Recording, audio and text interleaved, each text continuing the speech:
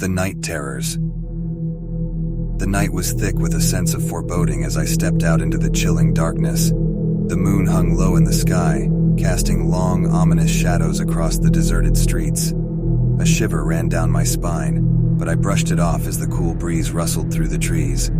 Curiosity tinged with a hint of unease urged me to venture further into the unknown. I walked along the dimly lit path, the sound of my own footsteps echoing eerily through the stillness. The air was heavy with a musty scent, as if it carried the weight of forgotten secrets. Each step I took seemed to magnify the silence, the absence of life around me becoming more pronounced with every passing moment.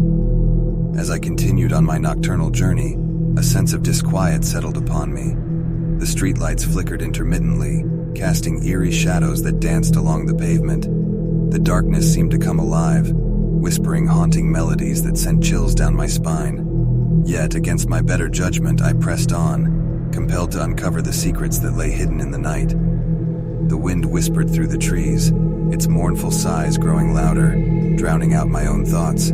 I quickened my pace, my heart pounding in my chest as if it sensed the encroaching danger. My footsteps faltered as I passed a narrow alleyway, its entrance swallowed by inky blackness. An unshakable sense of dread washed over me, urging me to turn back, but an unyielding curiosity propelled me forward. I descended into the shadowy abyss, the air growing colder and heavier with every step. The alleyway seemed to stretch on indefinitely, twisting and turning like a labyrinth of nightmares. The walls closed in around me, whispering secrets that brushed against my skin like icy tendrils. My pulse quickened, and beads of sweat formed on my brow, despite the chill in the air. A distant sound caught my attention, a low, guttural growl that resonated from the darkness ahead.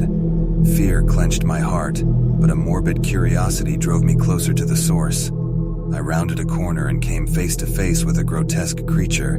Its emaciated body crouched in the shadows, its eyes glowing with a malevolent hunger. Sharp, jagged teeth dripped with a viscous liquid as it let out a menacing snarl. Frozen with terror, I stared into the creature's eyes, the darkness within them mirroring my own fears.